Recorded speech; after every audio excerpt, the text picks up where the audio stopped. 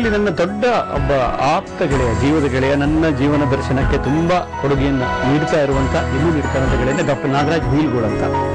ಹುಯಿಲ್ಗೋಳ್ ನಾರಾಯಣ ರಾಯರು ಅಂತ ನಿಮಗೆಲ್ಲ ಗೊತ್ತು. ನಮ್ಮ ಉದಯವಾಗಲಿ ನಮ್ಮ ಚೆಲುವ ಕನ್ನಡ ನಾಡು ಹಾಡುವಂತ ದೊಡ್ಡ ಲೇಖಕರು, ಸ್ವಾತಂತ್ರ್ಯ ಹೋರಾಟಗಾರರು. ಅವರ ಮರಿಮೊಮ್ಮಗ ಈ ಡಾಕ್ಟರ್ ನಾಗರಾಜ್ ಹುಯಿಲ್ಗೋಳ್ ಅವರು ನಾನಾವಟಿ ಆಸ್ಪತ್ರೆಯಲ್ಲಿ ಕ್ಯಾನ್ಸರ್ ಸ್ಪೆಷಲಿಸ್ಟ್, ಕ್ಯಾನ್ಸರ್ ತಜ್ಞ. ನಾ ಪ್ರತಿ ಸಲ ಟೈಮ್ ಸಿಕ್ಕಿದಾಗೆಲ್ಲ ಹೋಗಿ ನಾನು ಅವ್ರ ಜೊತೆ ಕೂತ್ಕೊಳ್ತೇನೆ. ಅಲ್ಲಿ ಹೋಗಿ ಅದೊಂದು ದೊಡ್ಡ ದಿವ್ಯವಾದಂಥ ಒಂದು ಆತ್ಮಿಕ ಸ್ನಾನ ಥರ ಇರುತ್ತೆ ಅಲ್ಲಿ ಕೂತ್ಕೊಳ್ಳೋದು. ಯಾಕಂದ್ರೆ ಅಲ್ಲಿ ಬಂದಿರೋ ಅವ್ರ ಭೇಟಿಗೆ ಬಂದಿರೋ ಎಲ್ಲ ಪೇಷಂಟ್ಗಳಿಗೂ 3 ತಿಂಗಳು ಬಾಕಿ ಇದೆ, 6 ತಿಂಗಳು ಬಾಕಿ ಇದೆ, 10 ತಿಂಗಳು ಬಾಕಿ ಇದೆ, 1 ವರ್ಷ ಬಾಕಿ ಇದೆ. ಅವ್ರಿಗೆ ಇವರು ಒಂದು ರೀತಿ ಜೀವನ ಪ್ರೀತಿ ಕೊಡೋದು, ಅವ್ರವ್ರನ್ನ ಡೀಲ್ ಮಾಡೋದೇ ಒಂದು ದೊಡ್ಡ ಒಂದು ಇದು. ಅಲ್ಲಿ ಹೋದ ತಕ್ಷಣ ಕಂಪ್ಲೀಟ್ ನಾವು ಒಂದು ರೀತಿ ಒಂದು ತುಂಬಾ ಸ್ಪಿರಿಚುವಲ್ ಆದಂತ ಒಂದು ಲಿಬರೇಷನ್ ಇದೆ ಅಲ್ಲಿ. ಆ ಒಂದು ಪಾಯಿಂಟ್ ಅಲ್ಲಿ ಅವ್ರು ಆ ಥರ ನೋಡ್ತಿರ್ತಾರೆ. ಅಲ್ಲಿ ಒಂದು ಸಣ್ಣ ಘಟನೆ ಆಯ್ತು, ಅದನ್ನ ಒಂದು ಕಥೆಯಲ್ಲೂ ಬಂತು ಆಮೇಲೆ ಅಂತ. ಆಗ ನಿಮ್ಗೇನೂ ಆಗಿಲ್ಲ ಅಂದ್ಕೊಳ್ಳೆ ಅವರ ಪೇಷಂಟ್ ಡಾಕ್ಟರ್ ಹೇಳಿದ್ರು, ಏನಂತೀರಿ, ನನಗೇನಾಗಿದೆ ಅಂತ ನನಗೆ ಗೊತ್ತು, ನನಗೆ ಯಾಕಾಗಿದೆ ಅಂತನೂ ಗೊತ್ತು ಅಂದ್ರು. ಅದು ಬಹಳ ಇಂಟ್ರೆಸ್ಟಿಂಗ್ ಆಗಿತ್ತು. ಏನಾಗಿದೆ ಅಂತ ಗೊತ್ತು ಯಾಕಂದ್ರೆ ಟಾಟಾ ಕ್ಯಾನ್ಸರ್ ಅಂದ್ರೆ ಇದು ಯಾವುದು ಕ್ಯಾನ್ಸರ್ ಹಾಸ್ಪಿಟಲ್, ಕ್ಯಾನ್ಸರ್ ವಾರ್ಡಿಗೆ ಹೋಗಿರ್ತಾನೆ, ತನ್ನ ಕ್ಯಾನ್ಸರ್ ಆಗಿದೆ ಅಂತ ಅವ್ನಿಗೆ ಗೊತ್ತಿರುತ್ತೆ. ಯಾಕಾಗಿದೆ ಅಂತ ಕೇಳಿದ್ರು. ನೋಡಿ, ನಾನು ಮಾಡಬಾರ್ದು ಕೆಲಸ ಮಾಡಿದೆ ಈಗಲ್ಲ, 20 ವರ್ಷದ ಹಿಂದೆ. ಏನು ಅಂದ್ರೆ ನಾನು ಈ ದೇಶದಲ್ಲಿ ಪ್ರಥಮ ಬಾರಿಗೆ ನೀರನ್ನು ಮಾರದೆ. Marketed bottled water. ನಾನು ಈ ದೇಶದಲ್ಲಿ ಮೊದಲ ಬಾರಿಗೆ ನೀರನ್ನು ಮಾರದೆ. ಅದು ದೊಡ್ಡ ತಪ್ಪು. ನೀರನ್ನು ಮಾರಬಾರ್ದು, ಅದಕ್ಕೆ ನನಗೆ ಈಗ ಶಿಕ್ಷೆ ಆಗಿದೆ ಅಂತ. ಈಗ ನಾನು ಧಾರವಾಡದಲ್ಲಿದ್ದಾಗ ನನ್ನ ಮೊದಲನೇ ಪುಸ್ತಕ ಬಂತು, ರಂಗದಿಂದ ಒಂದಿಷ್ಟು ದೂರ, ಕವನ ಸಂಕಲನ. ಅದು 19ನೇ ವರ್ಷಕ್ಕೆ ಬಂತದ್ದು, 74 ಅಲ್ಲೇ ಬಂತು. ಆಗ ನನಗೆ ಪುಸ್ತಕ ಬರೋದಂತ ಏನು ಅನ್ನೋ ಖುಷಿನೂ ಅಂದ್ರೆ ಅದೇನು ಅಂತಾನೆ ಗೊತ್ತಾಗ್ಲಿಲ್ಲ ನನಗೆ. ಆ ಥರ ಬಂದ್ಬಿಡ್ತದು. ಆಮೇಲೆ ನಾನು ಬಾಂಬೆಲಿದ್ದಾಗ ಸತತವಾಗಿ ನಾನು ಕಥೆಗಳನ್ನು ಬರೆದ್ರೆ, ಒಂದು 5 ವರ್ಷಕ್ಕೊಂದು ಕಥಾ ಸಂಕಲನ, 4-5 ವರ್ಷಕ್ಕೊಂದು ಕವನ ಸಂಕಲನ. ಅಲ್ಲಿದ್ದಾಗ ಆಗ ಅಕ್ಷರ ಪ್ರಕಾಶ ನನ್ನನ್ನು ತುಂಬಾ ಪ್ರೀತಿಯಿಂದ ಪ್ರಕಟಣೆ ಮಾಡಿದೆ. ಕನ್ನಡದ ಎಲ್ಲ ಪತ್ರಿಕೆಗಳು ಕೂಡ ನನಗೆ ತುಂಬಾ ಆ ರೀತಿ ಅಂದ್ರೆ ವಿಶೇಷಾಂಕಗಳಿಗೆ ಕತೆ ಬರಿ ಅಂತ ಹೇಳಿ ನಾನು ಬರೆದು ಆ ಥರ ತುಂಬಾ ಬರ್ಸ್ಕೊಂಡಿದ್ದಾರೆ. ನನಗೆ ತುಂಬಾ ಖುಷಿ ಆಗುತ್ತದೆ. ಯಾಕಂದ್ರೆ ಆ ರೀತಿಯ ಒಂದು ರೀತಿ ಕುಮ್ಮಕ್ಕಿಲ್ದಿದ್ರೆ ಲೇಖಕ ಬರೆಯೋದೇ ಇಲ್ಲ. ಎ.ಕೆ. ರಾಮಾನುಜನ್, ತಿರುಮಲೇಶ್ ಮತ್ತು ಗಂಗಾಧರ್ ಚಿತ್ತಾಲ್, ಈ 3 ಜನರನ್ನು ಓದಿರ್ದಿದ್ರೆ ನನ್ನ ಫಾರ್ಮೇಟಿವ್ ಏಜ್ನಲ್ಲಿ ನಾನು ಇದಾಗ್ತಿರ್ಲಿಲ್ಲ, ನಾನು ಬರಹಗಾರನಾಗ್ತಿರ್ಲಿಲ್ಲ. ಆಮೇಲೆ ಉದ್ದಕ್ಕೂ ನಾನು ಅಲ್ಲಿದ್ರು ಕೂಡ ಎಂ.ಎಸ್. ಶ್ರೀರಾಮ್ ಮತ್ತು ವಿವೇಕ್ ಶಾನ್ಭಾಗ್, ಈ ಇಬ್ಬರು ನನ್ನ ಸ್ನೇಹಿತರು. ಇವರು ಇಲ್ಲಿದ್ರು. ಅವಾಗ ವಿವೇಕ್ ಬೆಂಗಳೂರಲ್ಲಿದ್ದ, ಶ್ರೀರಾಮ್ ಬೆಂಗಳೂರಲ್ಲಿದ್ದ. ಆಮೇಲೆ ಅವ್ನು ಬೇರೆ ಬೇರೆ ಕಡೆ ಹೋದ. ಯಾವಾಗಲೂ ನೀನು ಬರಿಬೇಕು ಅನ್ನುವಂಥ ಒಂದು ಮೆಸೇಜ್ ನನಗೆ ಮನಸ್ಸಿಗೆ ತಲುಪಿಸ್ತಾ ಇದ್ರು. ನೀನು ಬರೆದದನ್ನು ಓದೋದಕ್ಕೆ ನಾವು ಇದೀವಪ್ಪ, ಬರಿ ಅನ್ನೋದು. ಅದೊಂಥರ. ಹೀಗಾಗಿ ಇವರಿಬ್ಬರು ಕೂಡ ಯಾವಾಗಲೂ ನನ್ನ ಬರವಣಿಗೆಗೆ ದೊಡ್ಡ ಒಂದು ಪ್ರೋತ್ಸಾಹ. ನನ್ನ ಒಂದು ದಗಡು ಪರಬನ ಅಶ್ವಮೇಧ ಅನ್ನುವಂಥ ಒಂದು ಕಲೆಕ್ಷನ್ ಅನ್ನ ಈ ಫ್ರೆಂಡ್ಸೇ ಸೇರಿ ಪ್ರಿಂಟ್ ಮಾಡಿ ತಂದರು. ನನ್ನ ಬಾಲ ಸಂಗಾತಿನೂ ನನ್ನ ಫ್ಯಾಕ್ಟ್ರಿಲೇ ಸಿಕ್ಕಿದ್ಲು. ಅಂದ್ರೆ ಫ್ಯಾಕ್ಟ್ರಿಲಿ ತಯಾರಾದ್ಲು ಅಂತಲ್ಲ, ನಾನು ವಿಕ್ಸ್ ಕಂಪನಿ ಕೆಲಸ ಮಾಡ್ತಾ ಇದ್ದೆ ಅಂತಲ್ಲ, ಅಲ್ಲಿ ಕ್ವಾಲಿಟಿ ಕಂಟ್ರೋಲ್ ಅಲ್ಲಿ ಸ್ಮಿತಾ, ನನ್ನ ಮಡದಿಯ ಹೆಸರು, ಅವಳು ಅಲ್ಲಿ ಕೆಲಸ ಮಾಡ್ತಾ ಇದ್ಲು. ಅಲ್ಲಿ ನಾವಿಬ್ಬರು ಭೇಟಿ ಆಯ್ತು. ನಾನು ವಿಕ್ಸ್ ತಯಾರು ಮಾಡಿದ್ರೆ ವಿಕ್ಸ್ ತಗೊಂಡು ಅವಳಿಗೆ ಕೊಡ್ಬೇಕು, ಅವಳು ಅದನ್ನ ಅನಲೈಸ್ ಮಾಡಿ ಓಕೆ ಅನ್ಬೇಕು, ಆಮೇಲೆ ಅದು ಪ್ಯಾಕಿಂಗ್ ಹೋಗ್ಬೇಕು. ಸೊ ಒಂದ್ ದಿವಸ ಅವಳು ನನಗೆ ಓಕೆ ಅನ್ಬೇಕು. ಹೀಗಾಗಿ ಅದು ಅಲ್ಲಿಂದ ನಮ್ಮ ಇಂಟರ್ವ್ಯೂ ಕತೆ ಚೇಂಜ್ ಆಗುತ್ತಲ್ಲ, ಸೊ ನಮ್ದು ಕತೆ ಚೇಂಜ್ ಆಯ್ತು. ಆಮೇಲೆ ನಮ್ಗೆ ಮಗಳು ಹುಟ್ಟಿದ್ಲು, ಸೃಜನಾ ಅಂತ. ಅವಳು ಹುಟ್ಟಿದಾಗ ಆ ಮಗಳ ದೇಖರೇಖೆಗಿಂತ ಅವಳು ಕೆಲಸ ಬಿಟ್ಟರು. ನನ್ನ ಮನೆಯಲ್ಲಿ ಪೂರ್ಣಾವಧಿ ಮಗಳನ್ನು ನೋಡ್ತಿದ್ವಿ. ನನ್ನ ಮಗನೂ ಹುಟ್ಟಿದ ರಿತ್ವಿಕ್ ಅಂತ. ಇಬ್ಬರು ಮಕ್ಕಳಿಗೆ ಬೆಳೀತಿದ್ದಾರೆ, ದೊಡ್ಡವರಾಗಿದ್ದಾರೆ. ಸೊ ನಾವು ಬೆಂಗಳೂರಿಗೆ ಬರೋದಕ್ಕೆ ಒಂದು ಕಾರಣ ಏನು ಅಂತಂದ್ರೆ, ನಾನೊಂದು ಟೆಲಿವಿಷನ್ ಚಾನೆಲ್ಗೆ ಒಬ್ಬ ಅಡ್ವೈಸರ್ ಅಂತ ಇದ್ದೆ. ಸೊ ಆ ಕಾರಣಕ್ಕಾಗಿ ನಾನು ಬೆಂಗಳೂರಿಗೆ ಬಂದೆ. ಅಂದರೆ ಒಂದು ಕನ್ನಡ ಟೆಲಿವಿಷನ್ ಚಾನಲ್ಗೆ ಅಡ್ವೈಸರ್, ಒಂದು ಮಾರ್ಗದರ್ಶಕ, ಅದೇನೋ ಒಂದು ಪ್ರೋಗ್ರಾಮ್ ಕಮಿಟಿ ಮೆಂಬರ್ ಆಗಿದ್ದೆ ನಾನು. ಆ ಕಾಂಟೆಕ್ಸ್ಟಲ್ಲಿ ನಾನು ಬೆಂಗಳೂರಿಗೆ ಬಂದೆ.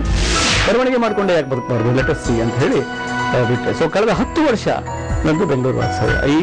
ಮತ್ತು ಈ 10 ವರ್ಷದಲ್ಲಿ ನಾನು ಕಲಿತಷ್ಟು ಹೊಸ ಬಗೆಯ ಕಸುಬುಗಳನ್ನು ಯಾವತ್ತೂ ಕಲ್ತಿಲ್ಲ. ಅಷ್ಟು ಒಂದು ವೈಬ್ರೆಂಟ್ ಆದಂಥ ಒಂದು 10 ವರ್ಷ ಆಯಿತು. ಯಾಕಂದರೆ ಬಂದ ತಕ್ಷಣ ಟೆಲಿವಿಷನ್ ಕಾರ್ಯಕ್ರಮದ ನಿಯೋಜಕನಾಗಿ ಏನೇನೋ ಮಾಡಿದೆ. ಆಮೇಲೆ ಭಾವನಾ ಅನ್ನುವಂಥ ಒಂದು ಪತ್ರಿಕೆ ವಿಜಯ ಸಂಕೇಶ್ವರ್ ಅವರು ತಂದರು. ಅದೊಂದು ನನಗೆ ಸಂತೋಷ್ ಕುಮಾರ್ ಗುಲ್ವಾಡಿ ಅವರಿಗೆ ನಾನು ಋಣಿಯಾಗಿರ್ತೇನೆ. ಅವರು ಅದಕ್ಕೆ ಎಕ್ಸಿಕ್ಯೂಟಿವ್ ಎಡಿಟರ್ ಆಗಿದ್ದರು. ಅವರು ಭಾವನಾ ಪತ್ರಿಕೆಗೆ ಸಂಪಾದಕನಾಗಿ ಆಗುವಂತ ಕರೆದರು. ಸೊ ಅದು ನನಗೆ ದೊಡ್ಡ ಒಂದು ಕನ್ನಡ ನಾಡಿನ ಮೂಲೆಯನ್ನು ಮಾನಸಿಕವಾಗಿ ತಲುಪುವಂಥ ಒಂದು ದೊಡ್ಡ ಸ್ಪೇಸ್ ಆಯಿತು ನನಗದು. ಯಾಕಂದರೆ ಹೊಸ ತಲೆಮಾರಿನ ಎಷ್ಟೋ ಲೇಖಕರು ಲೇಖಕಿಯರು ಅವರಿಗೆ ಒಂದು ಕನೆಕ್ಷನ್, ಅಂದರೆ ಅವರಿಗೊಂದು ಸ್ಪೇಸ್ ಕ್ರಿಯೇಟ್ ಮಾಡುವಂಥ ಒಂದು ಪತ್ರಿಕೆಯ ಆಕ್ಸೆಸ್ ಆಯಿತು. ಅದು 1.5 ವರ್ಷ ಬಂತದ್ದು. ಮತ್ತು ಅವರಿಗೆ ಟೆಲಿವಿಷನ್ ಇಂಟರ್ವ್ಯೂ, ಆಮೇಲೆ ಕುವೆಂಪು, ಬೇಂದ್ರೆ, ಶಿವರಾಮ್ ಕಾರಂತ್, ರಾಜ್ಕುಮಾರ್ ಬಗ್ಗೆ ಒಂದು ಸವರಣಿ ಮಾಡಿದೆ. ಅದು ಕೂಡ ನನಗೆ ತುಂಬಾ ತುಂಬಾ ಬೇರೆ ರೀತಿಯ ಒಂದು ಅನುಭವ ಕೊಡುತ್ತೆ. ಯಾಕಂದ್ರೆ ಅವ್ರನ್ನೆಲ್ಲ ನಾವೆಲ್ಲ ಕಾಲೇಜಲ್ಲಿ ಓದಿರ್ತೀವಿ, ಆದರೆ ಈ ಘಟ್ಟದಲ್ಲಿ ಓದೋದು ದೊಡ್ಡ ವಿಷಯ. ನಾವು ಒಂದು ಪುಸ್ತಕ ಒಬ್ಬ ಲೇಖಕನನ್ನು ಒಂದು ಸಲ ಓದಿದ್ರೆ ಆಗೋದೇ ಇಲ್ಲ, ಅವನನ್ನು ಮತ್ತೆ ಮತ್ತೆ ರೀವಿಸಿಟ್ ಮಾಡಬೇಕು ಅನ್ನುವಂಥ ಒಂದು ತಿಳುವಳಿಕೆ ನನಗೆ ಸಿಕ್ತು. ಯಾಕಂದ್ರೆ ನಾನು ಶಿವರಾಮ್ ಕಾರಂತರನ್ನ ನಾವು ಕಾಲೇಜಲ್ಲಿ ಇದ್ದಾಗ ಓದಿದ್ವಿ, ಎಲ್ಲೆಲ್ಲೋ ಓದಿದ್ವಿ. ಆದರೆ ನಾನು ಈ ಕಾರ್ಯಕ್ರಮ ಮಾಡಬೇಕು ಅಂತಲೇ ಅವ್ರ 40 ಕಾದಂಬರಿ, ಅವರು ಎಷ್ಟೋ ಕೃತಿಗಳನ್ನು ಓದಿದೆ, ಕುವೆಂಪು ಅವರ ಸಮಗ್ರ ಕಾವ್ಯ ಓದಿದೆ. ಎಂಥ ಒಂದು ಅಗಾಧವಾದಂಥದ್ದು ಒಂದು ಇದೆ, ಅಲ್ಲಿ ನಿಧಿ ಇದೆ. ನಾವು ಅದು ಇಟ್ಟುಕೊಂಡು ಅದು ನಾನೇನು ಬರೆದಿದ್ರು ಪರವಾಗಿಲ್ಲ, ಬಟ್ ಅದನ್ನು ಓದಿದ್ರೆ ಸಾಕು ಅನ್ಸೋ ಮಟ್ಟಿಗೆ ನನಗೆ ಒಂದು ರೀತಿ ಒಂದು ಇಟ್ಟು ಹಬ್ಬ ಇಡಬೇಕು. ಸಿನಿಮಾ ನಂದು ಸ್ಟಿಂಟು 2 ಹಂತದಲ್ಲಾಗಿದೆ. ಒಂದು, ನಾನು ಬಾಂಬೆಲಿದ್ದಾಗ ಗಿರೀಶ್ ಕಾಸರವಳ್ಳಿಯವರ 3 ದಾರಿಗಳು ಚಿತ್ರಕ್ಕೆ ಕಲಾ ನಿರ್ದೇಶಕನಾಗಿ ಹೋಗಿ ಗೋಕರ್ಣದಲ್ಲಿ ಅವರು ಶೂಟಿಂಗ್ ಮಾಡ್ತಾ ಇದ್ರು. ಆ ಚಿತ್ರಕ್ಕೆ ಬೇಕಾದ ವಾತಾವರಣ, ಉತ್ತರ ಕನ್ನಡ ಜಿಲ್ಲೆಯ ಸೊಗಡು, ಅದನ್ನೆಲ್ಲ ಸ್ಕ್ರಿಪ್ಟಿಗೆ ಕೊಡೋದು, ಅದಕ್ಕೆಲ್ಲ ಒಂದು ರೀತಿ ಕಲಾ ನಿರ್ದೇಶಕನ ಕೆಲಸ ಮಾಡಿದ್ದೆ. ಅದು ಒಂದು ರೀತಿ ಒಂದು ಪಿಕ್ನಿಕ್ ತರ ಆಗಿ ವಾಪಸ್ ಹೋಗಿತ್ತು. ಆಮೇಲೆ ನಾನು ಬೆಂಗಳೂರಿಗೆ ಬಂದ ಮೇಲೆ, ಈ ಭಾವನಾ ಪತ್ರಿಕೆ ನಿಂತ ಮೇಲೆ, ನಾಗಾಭರಣ ಒಂದು ದಿವಸ ನಮ್ಮ ಮನೆಗೆ ಬಂದು ಚಿಗುರಿದ ಕನಸು ಚಿತ್ರ, ನಮ್ಮ ಶಿವರಾಮ್ ಕಾರಂತರ ಆಧಾರಿತ, ಅದನ್ನ ಮಾಡ್ತಾ ಇದ್ದೀನಿ, ನೀವು ಸ್ಕ್ರಿಪ್ಟ್ ಬರೀಬೇಕು ಅಂತ. ಅದು ಕೂಡ ನನ್ನ ಪಾಲಿನ ಒಂದು ಅನಿರ್ವಚನೀಯವಾದ ಅನುಭವ. ಯಾಕಂದ್ರೆ ಡಾಕ್ಟರ್ ರಾಜ್ಕುಮಾರ್ ಇದ್ರು, ಅವ್ರ ಜೊತೆಗೆ 3 ತಿಂಗಳು ಸ್ಕ್ರಿಪ್ಟ್ ಡಿಸ್ಕಷನ್, ಅದರ ಬರವಣಿಗೆ, ಅದೆಲ್ಲ ತುಂಬಾ ಚೆನ್ನಾಗಿತ್ತು. ಅದು ನಾನು ಯಾವತ್ತೂ ಮರೆಯೋದಿಲ್ಲ. ಅದಕ್ಕೆ ನಾನು ನಾಗಾಭರಣನಿಗೆ ಯಾವತ್ತೂ ಋಣಿ. ಯಾಕಂದ್ರೆ ಇಲ್ಲಿಂದ ನನಗೆ ರಾಜ್ಕುಮಾರನ ಅಷ್ಟು ಹತ್ತಿರದಿಂದ ನೋಡೋಕ್ಕಾಗ್ತಿರ್ಲಿಲ್ಲ. ಆಮೇಲೆ ಅದೊಂದು ಸಿನಿಮಾ ಭಾಷೆ ಏನು ಅನ್ನೋದದ್ದು ಒಂದು ಸಣ್ಣ ಒಂದು ತಿಳುವಳಿಕೆ, ಒಂದು ಸಣ್ಣ ಒಂದು ತರಬೇತಿ ನನಗೆ ಅದರಲ್ಲಾಯಿತು. ಆಮೇಲೆ ಮತ್ತೆ ನಾನು ದೂರ ಇದ್ದೆ. ಆಮೇಲೆ ರಮ್ಯ ಚೈತ್ರಕಾಲ ಚಿತ್ರಕ್ಕೆ ಸುನೀಲ್ ಕುಮಾರ್ ದೇಸಾಯಿ ಕರೆದ್ರು, ಅವ್ರ ಜೊತೆಗೆ 1-2-3 ತಿಂಗಳು ಅದೊಂಥರ ಆಯಿತು. ಅಂದ್ರೆ ಕಾಸರವಳ್ಳಿಯವರ ದ್ವೀಪ, ಅದಕ್ಕೂ ನಾನು ಸ್ಕ್ರಿಪ್ಟ್ ಬರೆದೆ. ಈ ಹೊಸ ಅಲೆಯ ಚಿತ್ರದ ಅನುಭವ, ಸುನೀಲ್ ಕುಮಾರ್ ದೇಸಾಯಿ ಅವರ ರಮ್ಯ ಚೈತ್ರಕಾಲ ಕಮರ್ಷಿಯಲ್ ಚಿತ್ರದ ಒಂದು ಅನುಭವ, ಚಿಗುರದ ಕನಸು ಒಂದು ರೀತಿ ಕಾದಂಬರಿ ಆಧಾರಿತ ಒಂದು ರೀತಿ ಸಮನ್ವಯ ತರದ ಚಿತ್ರದ ಒಂದು ಅನುಭವ. ಈ 3 ರೀತಿಯ ಅನುಭವನೂ ನನಗಾಯಿತು. ಹಾಗಾಗಿ ಮತ್ತೆ ನಾನು ನನ್ನ ಪಾಡಿಗೆ ಸುಮ್ಮನಿದ್ದೆ. ಆಗ ಇವರು ನಮ್ಮ ಯುವರಾಜ್ ಭಟ್ ಬಂದು ಒಂದು ಹಾಡು ಬರಿಬೇಕು ಅಂತ ಹೇಳಿದ್ರು. ಆಮೇಲೆ ನಾನಂದ್ರೆ ನಾನು ಹಾಡೇ ಬರ್ದಿಲ್ಲ, ಯಾಕಂದ್ರೆ ನಾನು ಬರ್ದಿರೋದೆಲ್ಲ ನವ್ಯ ಕಾವ್ಯ, ಅದು ಹಾಡೋಕ್ಕಾಗಲ್ಲ. ಹಾಡಿದವನಿಗೂ ಕಷ್ಟ, ಕೇಳಿದವನಿಗೂ ಕಷ್ಟ, ಆ ಥರದ ನವ್ಯ ಕಾವ್ಯ ಅದು. ಒಂದು ರೀಲೆಲ್ಲ ನೀವು ಬರೀ ಟ್ರೈ ಮಾಡಿ ಹಾಗೆ ಅಂತಂದರು. ಸೊ ಅವರ ಒತ್ತಾಯಕ್ಕೆ ಮಾಡಿದ್ದು ಅನಿಸುತ್ತಿದೆ ಬರ್ಕೊಟ್ಟೆ. ಅದು ಹಿಟ್ ಆಗ್ಬಿಡ್ತು. ನಾವು ಅನ್ಕೊಂಡಿದ್ದಕ್ಕಿಂತ ಜಾಸ್ತಿ ನಾವು ಅನ್ಕೊಂಡೇ ಇರಲಿಲ್ಲ. ಎಷ್ಟರ ಮಟ್ಟಿಗೆ ಭಾವಗೀತೆ ತರ ಆಗೋಯ್ತಾ ಅಂತ ಒಂದು ಅನುಮಾನ ಕೂಡ ಬಂದಿತ್ತು ನಮಗೆ.